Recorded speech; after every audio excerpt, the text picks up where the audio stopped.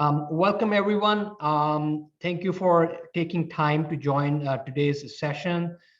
Today, we have a guest, Kashif Zubair, who graciously accepted our request to come to this forum and share his experiences as well as perspective on a very important topic of how to achieve greatness.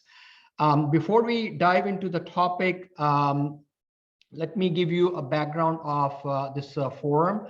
This is a monthly webinar series by FAST alumni in North America. We will be recording this session and posting this on YouTube channel for the alumni body. Before we dive into the topic, some ground rules. When participants have control over their mic, they can unmute or mute themselves. My request is for everybody to stay mute unless they have a question they want to ask.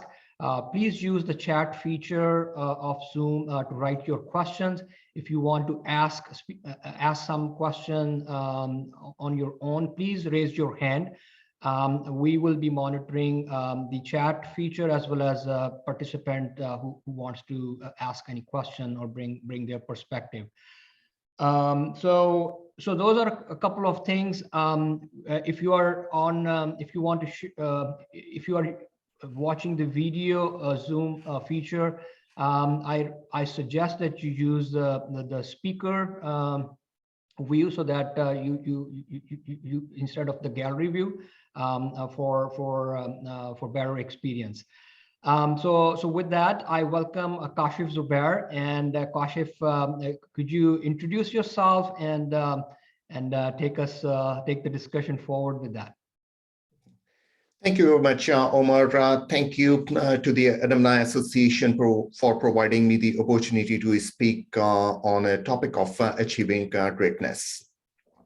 Just to give you a little bit background about myself, I'm originally from Pakistan, raised in Hyderabad, and went to Karachi, got my MBA from IBA in '97. And after that, I started working in the public accounting industry with Ernst & Young and Arthur Andersen, and then moved to Philadelphia, US in 2001, and worked with PricewaterhouseCoopers there, left PwC in about around 2008 and started my first business.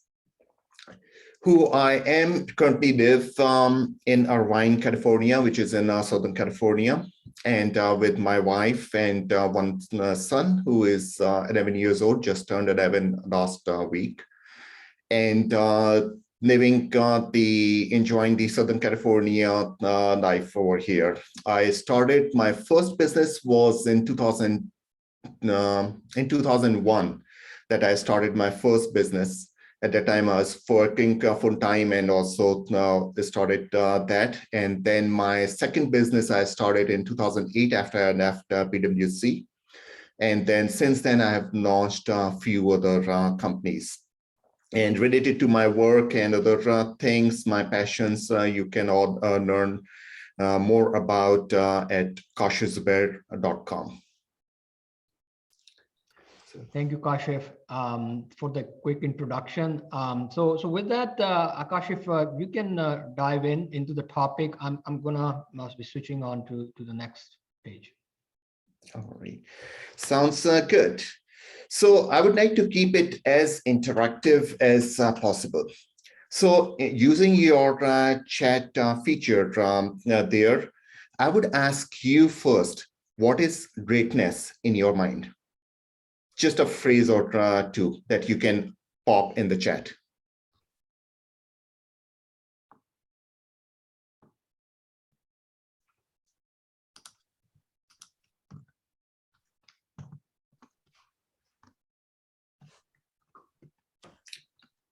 Greatness is transcendence.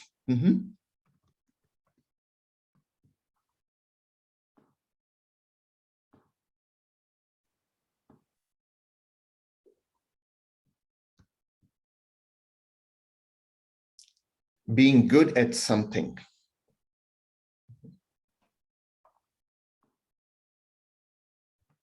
achieving excellence in whatever one does,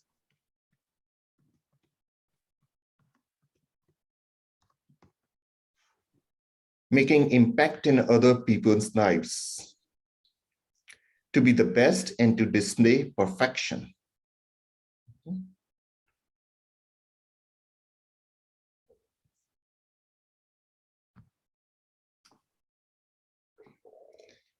Achieving your personal definition of success.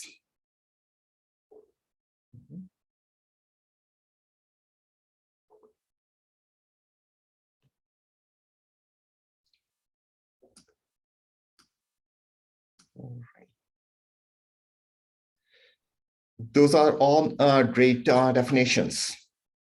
Greatness, when we are looking at greatness, of course, we are comparing it with something.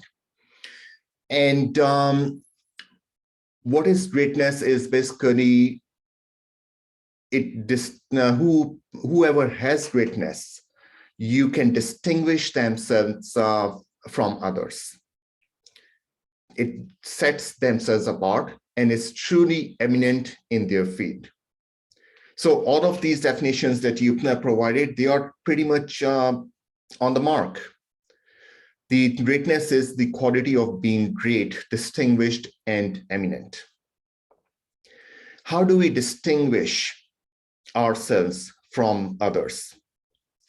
One thing I would bring into this is that, and we are, if you may have seen my profile, I also do the Islamic teachings, and I have a channel on Facebook on Kashif Zubair Islam 101. So I'm going to bring a little bit of Islam into this talk as well.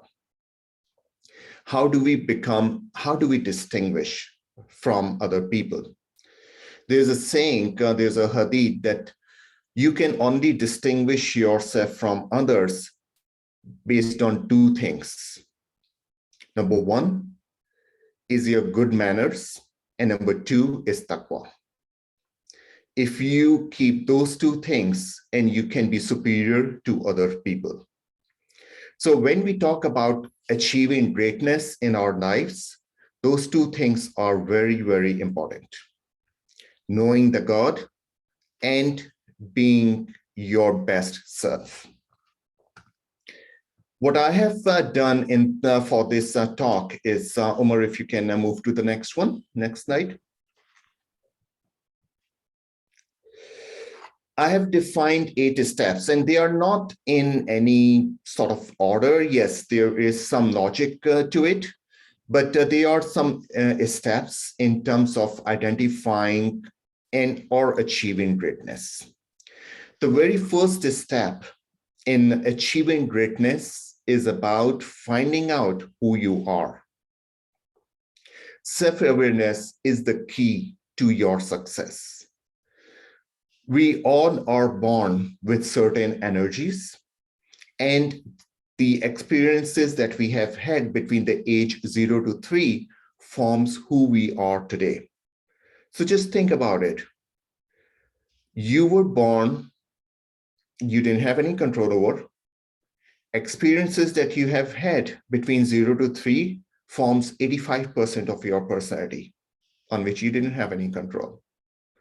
So the environment that you were put in basically was the environment that you were meant to be in. Understanding that, think about yourself, and by age 3, 85% of your personality is defined. By age 11, it's 100% wired. So, and to change that personality, it's literally takes years and years of therapy. So when you understand that, that you are how you were born, and you may have seen among your siblings as well that people were born in the same household, but they had different, they are different people, because the energies that they were born with, they were different. So creating a self-awareness for yourself is crucial. And there are many systems out there that you can take the behavior assessment and find more about yourself. There's one that I use, Predictive Index. There is DISC. There is Myers-Briggs. There are a bunch of other literally hundreds of different systems to find out. So the very first thing that I would do in getting into the achieving greatness is find out who I am. And for the audience of this talk, I welcome you. If you wanna just connect with me, my contact information would be at the last slide. Connect with me on LinkedIn, reference this talk, and I'll send you a link that you can complimentary take that assessment. It literally takes about 6-7 minutes, but it would provide you in-depth information about who you are.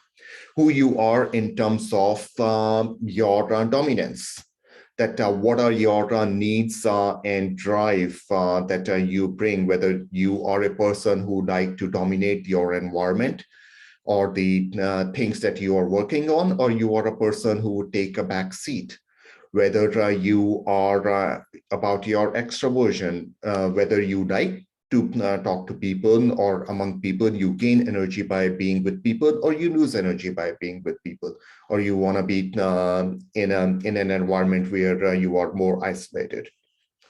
Your patience level, whether you are a driver or you wait for things to happen. Whether you are a person who is working in an environment where all the machinery parts have to work for you to be successful, or you are going to take a lead and you can work on ad hoc situations.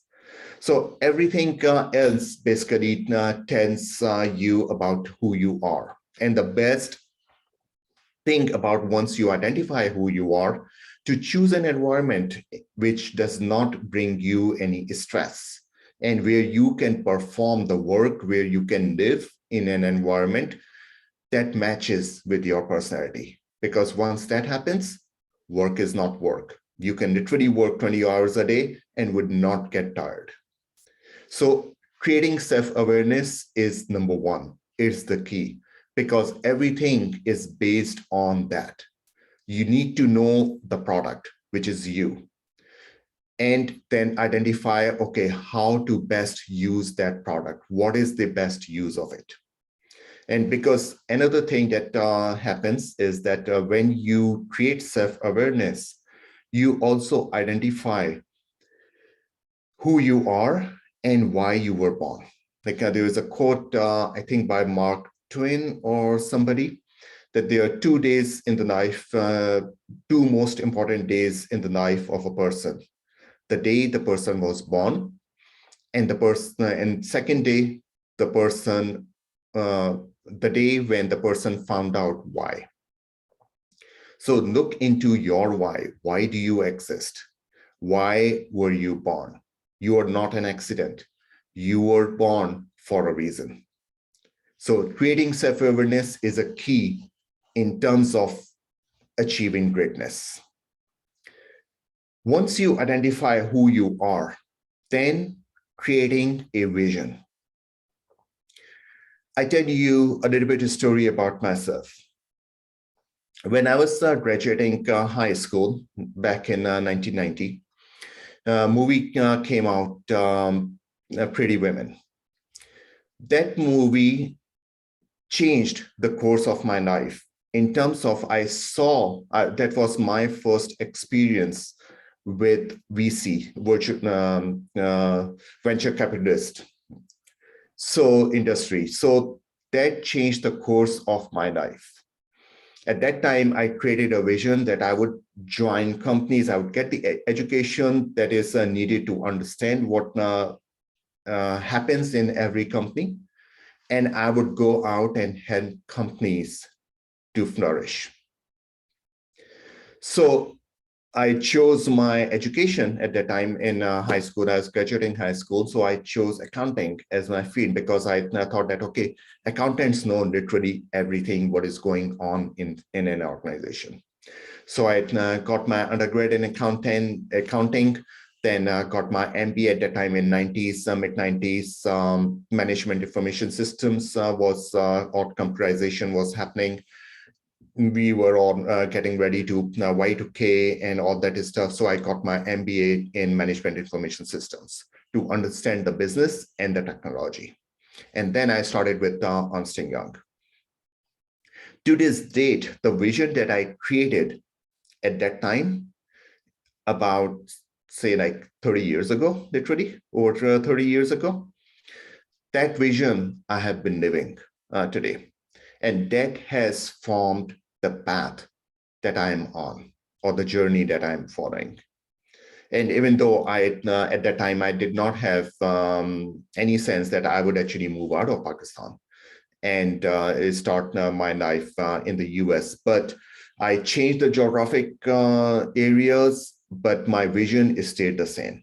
And that vision helped me be where I am today as an entrepreneur. So Kashif, I have a question for you. Yes. You talked about creating a vision, and you had an idea very early on in your life. What would you suggest to the audience? Is this sort of a vision is defined once, or you continue to refine over a period of time? And what do you suggest to the audience how they should approach when it comes to defining the vision?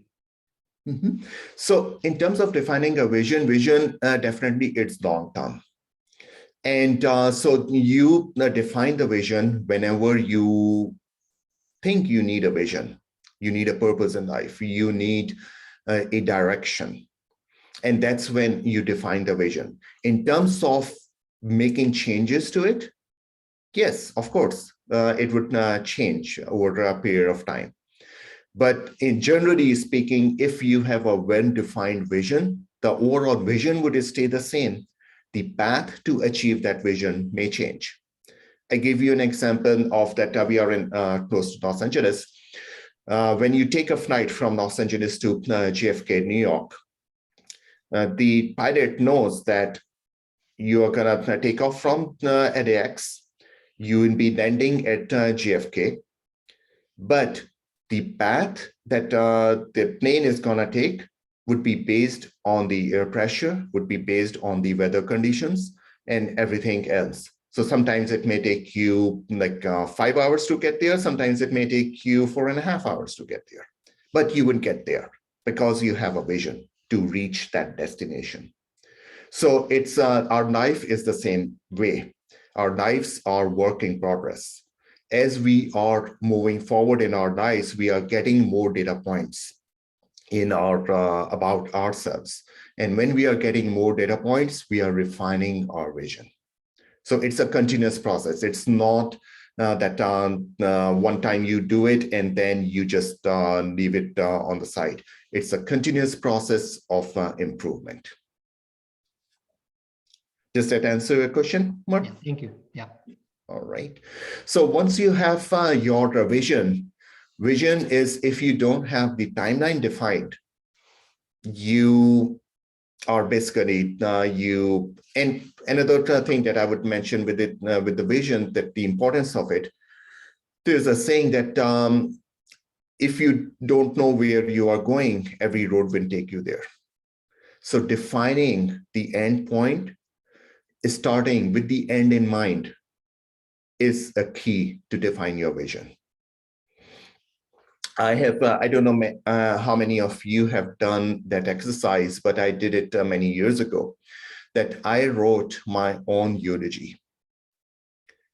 I wrote that when I'm dead, what people are saying about me.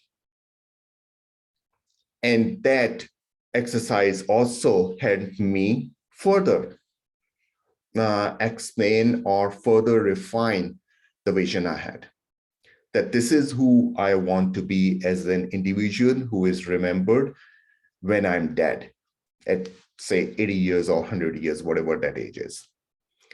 And then you define your pathways to achieve that milestone, that when you are actually dead, this is what people, this is your legacy. This is how people remember you. This is what you have accomplished in this life. So if any of you have not done that, I would strongly encourage you to write your own eulogy. With that, the timeline, everything needs to be time bound. Like when we define our goals, we define our goals in terms of that they must be SMART goals. And one of the T in SMART stands for time bound.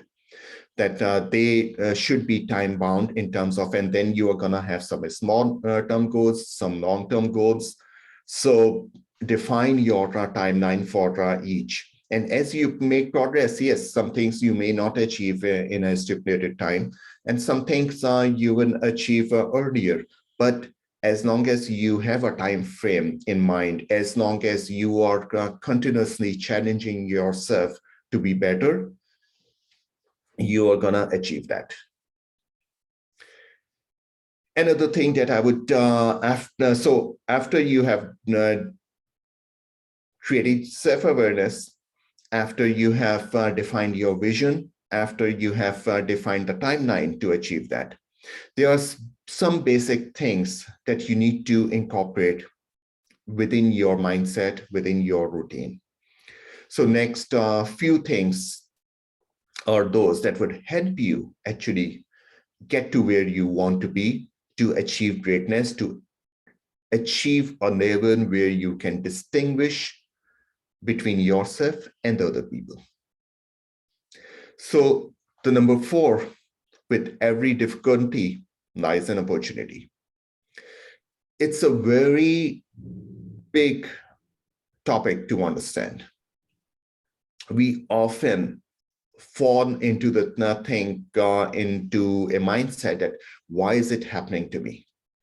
Why am I the one who is who is having these issues? Why am I the one who is bombarded with these things that I have to manage for my work, for my family, for anything in life? Whereas Quran tells us that with every difficulty lies an opportunity. It's just the flip of a mindset that will help you identify that if you are giving a challenge, actually you can turn it into an opportunity by thinking of it as a blessing. Think of how diamonds are formed. How many thousands of years of rigorous work happens on coal that turns coal into diamond. Think about how the caterpillars turn into butterflies. Caterpillar literally, they die to become a butterfly. All of those things, if you look into that, they go through struggles in life. And they go through struggles in life basically to refine, to get refined. And so our lives are the same way. We go through struggles in life to become better version of us. So if you have any difficulty in your life, either like with work, with financial side, with relationships, anything else, think of it that, okay, let me take a moment here and identify what is the opportunity here. How can I grow in this challenging moment?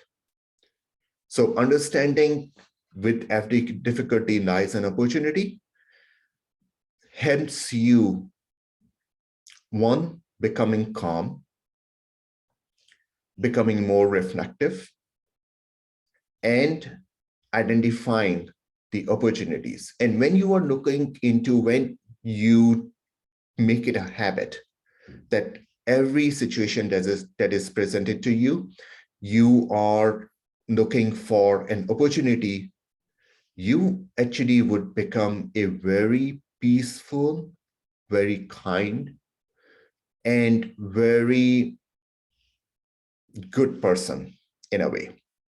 Because whatever is throwing at you, whatever the world is throwing at you, you're going to turn into, okay, what is the opportunity here? So you would always carry a positive mindset and not sit there and complain about why it is happening to me. Another thing that you need, number 5, following a daily workout routine. I cannot stress enough on that doing the workout is very, very essential. It's not like when we talk about the mind, body, and soul.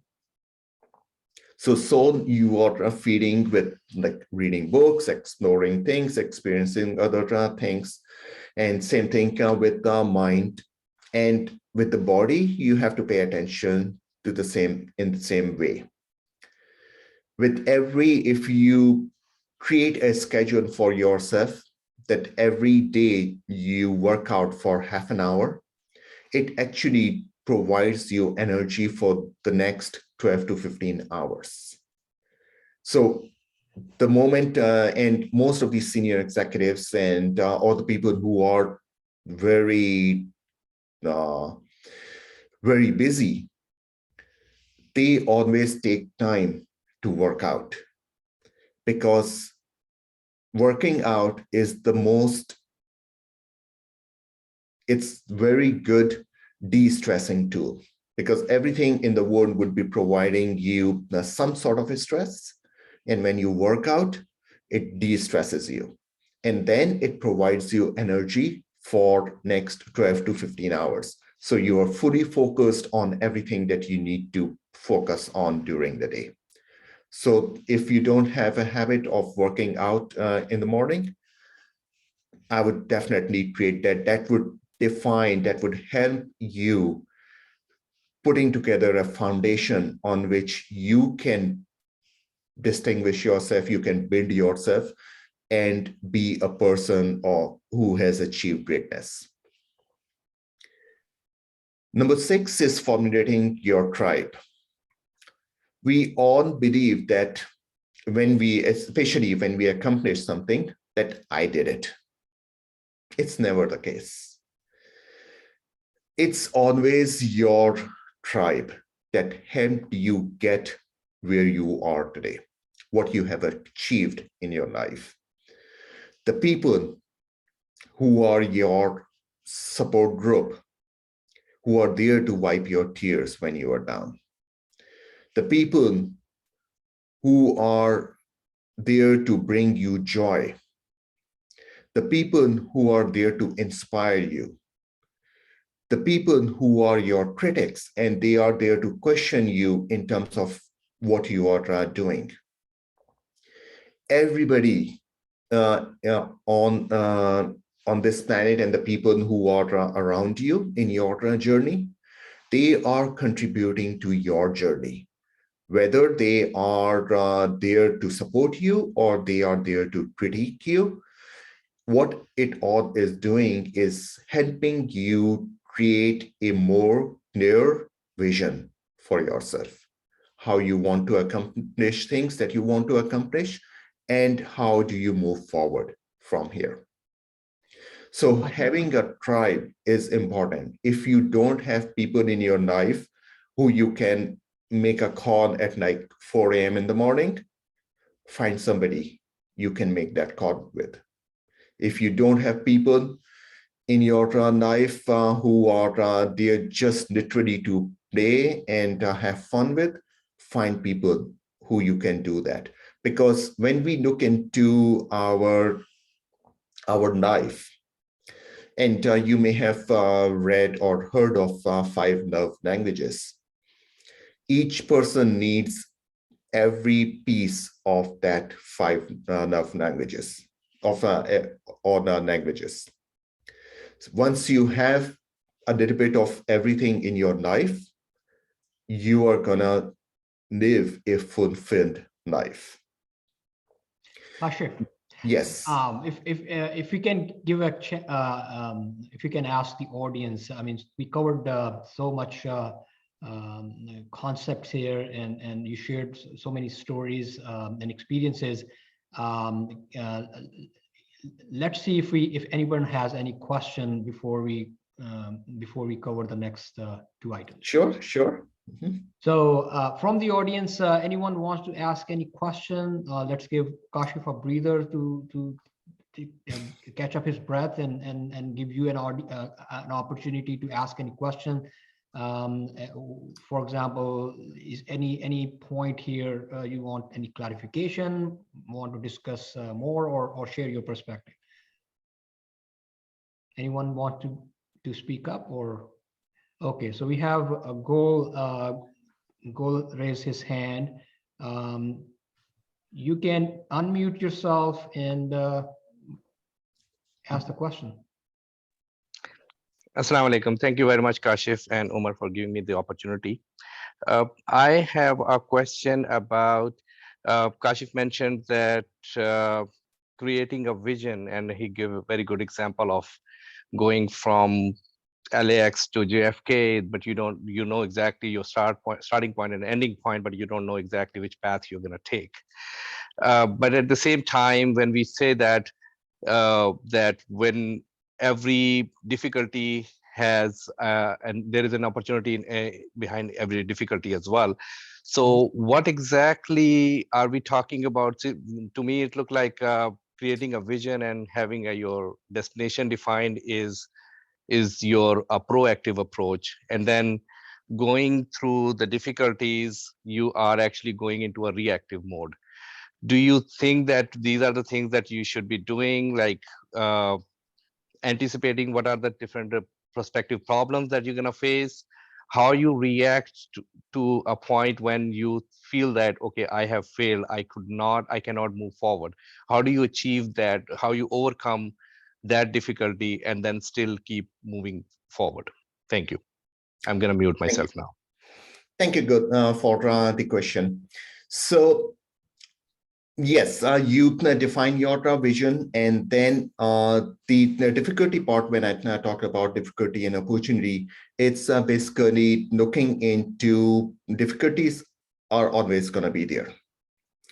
We talked about that, okay, you find yourself in a situation where you feel that you have failed. How do you move forward from there in achieving your vision? So let me give you an example. When I first graduated from IBA Karachi, I was doing some trading, foreign exchange trading. And at that time, when we entered in the market to buy foreign exchange, we always had a limit, upward limit and downward limit. That if this, suppose Swiss franc gets to a certain point, we are going to sell it. If it goes down certain point, we are going to sell it. The objective, the vision was to make money. However, we also have defined our ins and outs. So that's what, when you are defining a vision and you are defining your timeline, which would be based on each goal that you have there to achieve your vision. If you are running into issues and you realize that, okay, this may not go forward as I thought it would, you have to, along with that, you have to define your stop points as well. And that would be the best time to go back to the vision board and redefine your vision. That, okay, now you have more data points, maybe something that you learned about yourself, maybe your environment changed, maybe anything else changed in the industry that you are working in. And some things may change, and now you know that, okay, you cannot move forward with it. So that's the place where you redefine your vision. This generation, actually, upcoming generation, I would say, they are, from career perspective, they are going to have about 7 or 8 careers. The generation before me never even thought about having 2 or 3 careers. But as more information is provided to us about ourselves, about the environment, how environment is moving fast, we are able to identify that, okay, taking on those data points, we are able to reestablish our vision. We are able to accomplish multiple visions. And take an example of Bill Gates. Growing up, he had a vision to have a computer in every household. He accomplished that. He retired from it, and now he's focused more on philanthropic work. He's focused more on eradication of polio, of other diseases in the world. So his vision has changed based on the circumstances that he faced and how he moved forward.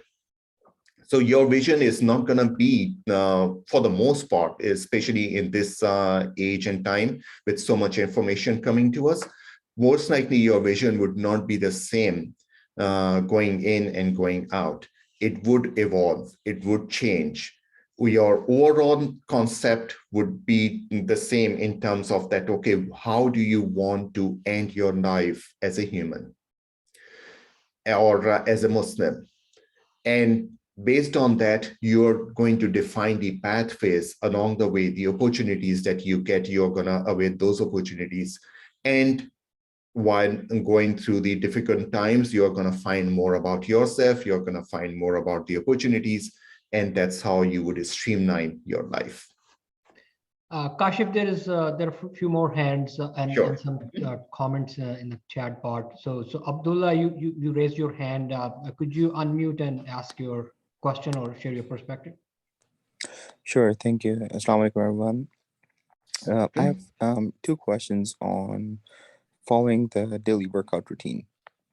So the first question is, what's the objective here? Is it to break a sweat, or is it to keep a certain body fat percentage, be able to run a marathon? What should be the objective? And the second question is related to this as well. What are some workout routines and schedules that you can sustain throughout the life, given how life changes in your 20s, 30s, 40s, from a health perspective, energy perspective, growing family and stuff like that? If you can elaborate on these two questions, please. Sure. So daily workout routine, science tells us that if you do 30-minute workout, extensive workout, 30 minutes, that's good, and it provides you energy for the next 12 to 15 hours. So the objective is for you to not be lethargic during the day, for you to be active and fully focused from your mental capacity as well. Along with that, the objective is to also de-stress yourself.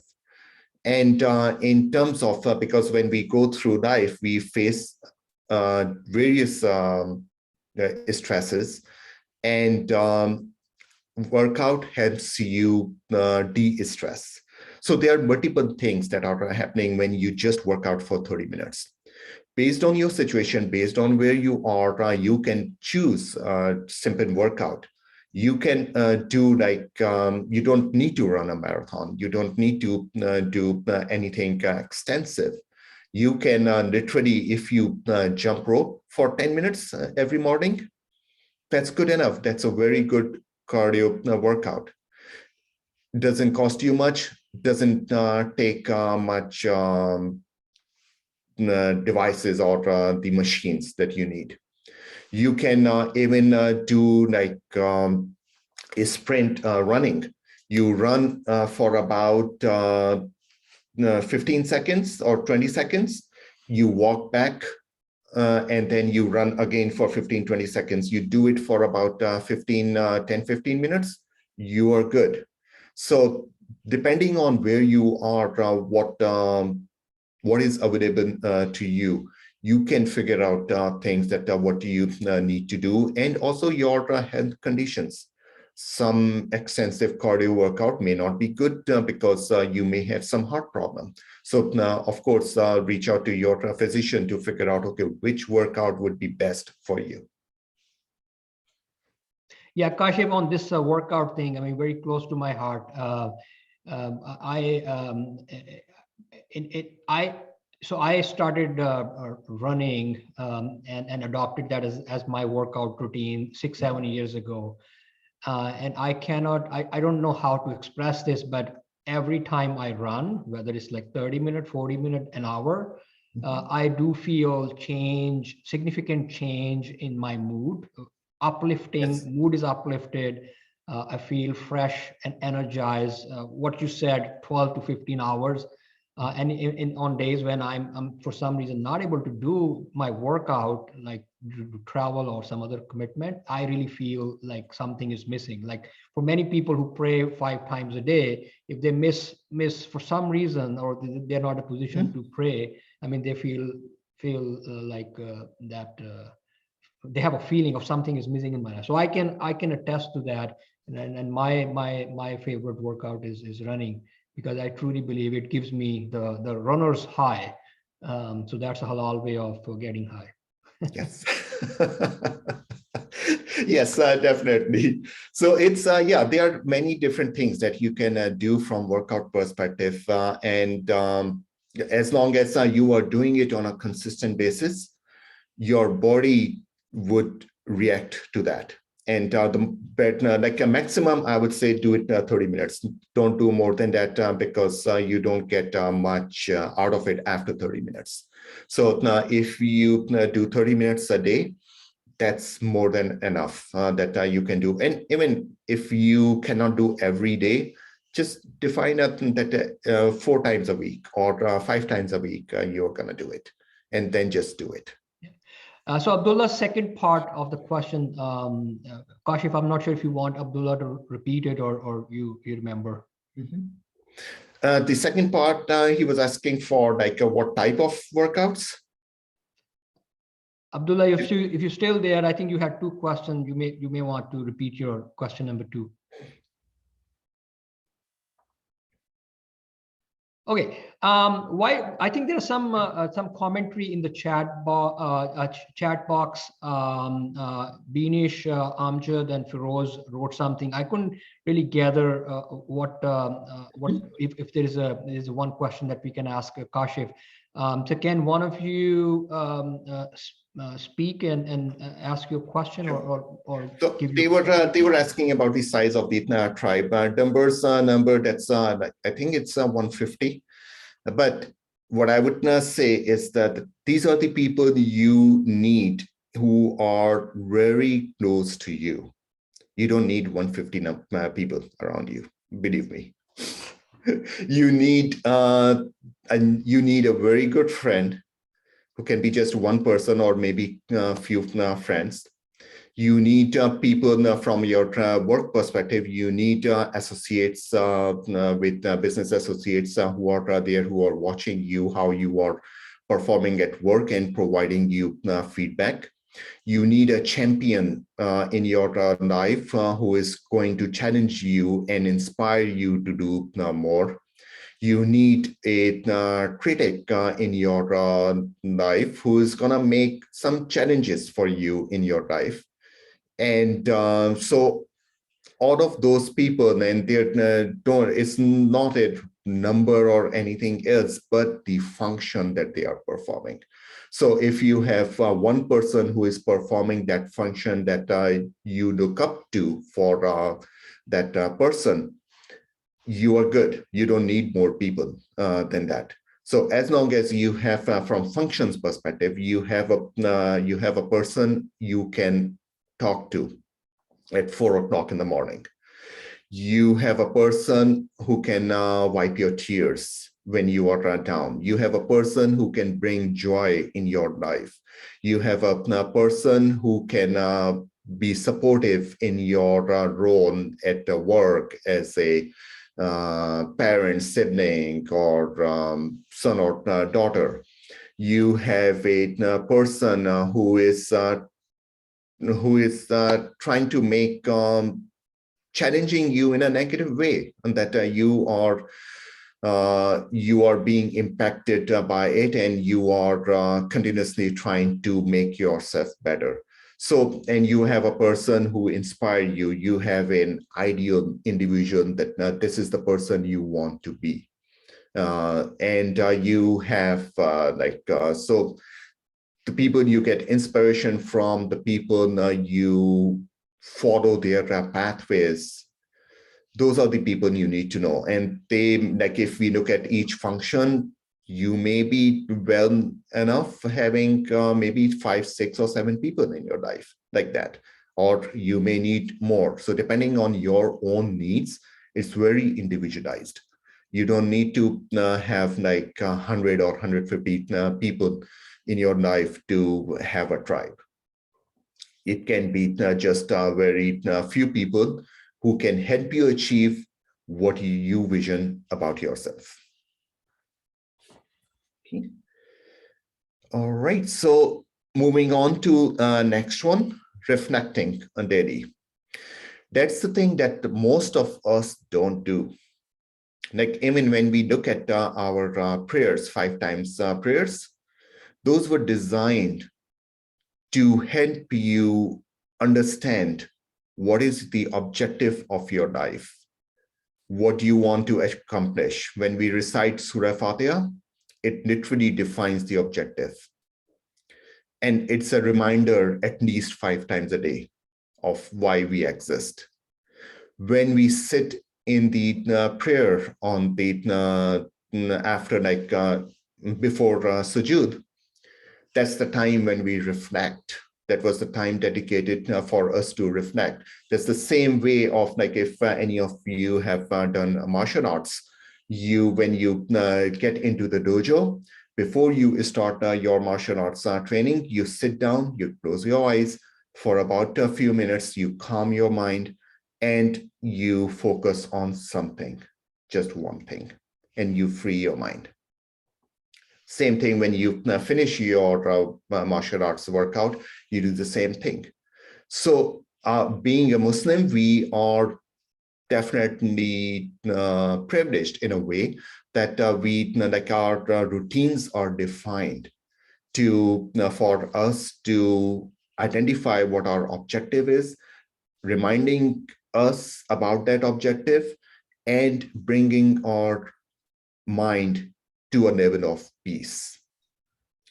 And so even like, apart from being a Muslim or anything, if you look into any business coaches or anybody in the mainstream that they work with you, they always tell you that at least take 3 times in a day, usually morning, 1 in the afternoon, and 1 in the evening, where you get rid of every thought that you have. You sit in you do the meditation, and that helps you with your mental health.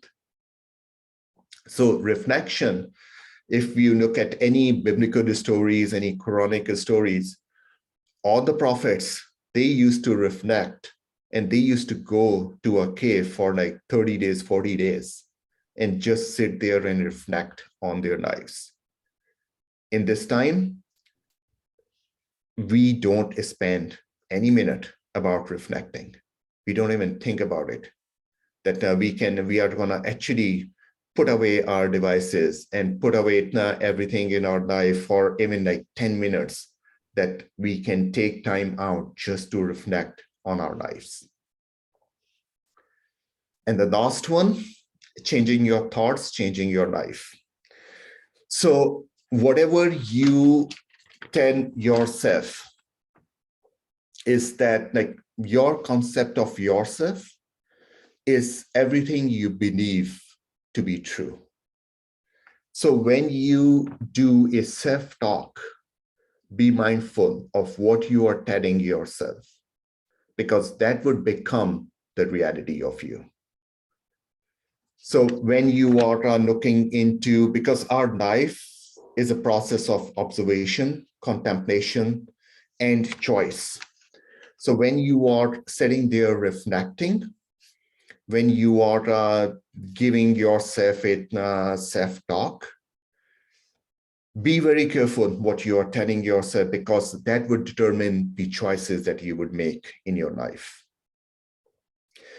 And so those are the and there are a bunch of other things that you can do. But if what I found in through my experiences or through my life is that if you take care of these 8 things in your life, you would become the best version of you. And when you become the best version of yourself, you achieve greatness. Just remember that our God is the perfect God, and He has created you. He does not create anything imperfect. So think of it from that perspective, and you would feel that you were created to achieve greatness. Most of the people, they live their life, they literally every day, millions of people die without knowing who they are, who they were, without having a goal, a vision about themselves. And nobody knows about them. Nobody knows who they were. But if you are able to build yourself in a way that you are, you know what you are doing, you know what you are trying to accomplish, and you have a clear pathway to it, even though no matter what obstacles come in your way, you will achieve them. And I'll close this, and if there are any other questions, I'm happy to answer that. But before that, I'm gonna close this talk with a quote from Ted Roosevelt. It is not the critic who counts, not the man who points out how the strong man stumbles, or where the doer of deeds could have done them better. The credit belongs to the man who is actually in the arena, whose face is marred by dust and sweat and blood, who strives valiantly, who errs, who comes short again and again, because there is no effort without error and shortcoming. But who does actually strive to do the deeds? Who knows great enthusiasms, the great devotions, who spends himself in a worthy cause, who at the best knows in the end the triumph of high achievement, and who at the worst, if he fails, at least fails while daring greatly, so that his place shall never be with those cold and timid souls who neither know victory nor defeat. Thank you so much.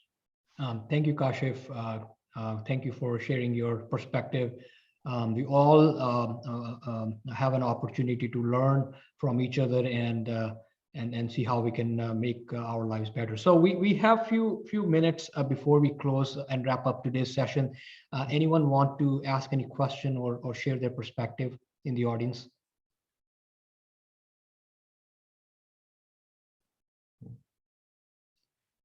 All right, so with that, I will flip to the next page. So thank you, Kashif, for taking time on Sunday morning for yourself and sharing this information with us. We all striving to get better and make a better impact in our lives and in our community. So I appreciate you giving us this opportunity to connect with you. And thank you for the audience who joined live on this forum. And if you have any follow-up questions or suggestions, reach out to me through the FAANA channel, and then we also welcome your feedback on what should be our topics for upcoming months. So thank you, everyone, and I wish you all the best. With that, I'm gonna stop the recording and Thank you so much, Omar. Thank you for providing me the opportunity to speak with the Alumni Association here and folks from Pakistan. If I can be of any assistance, please do feel free to reach out to me on my LinkedIn. And if you want to take the SF assessment for behavior assessment, please do reference this talk on my LinkedIn, and I'd be happy to send you a link for you to take the assessment complimentary. thank you, Kashif. Thank you, everyone. Take care. All right, thank you.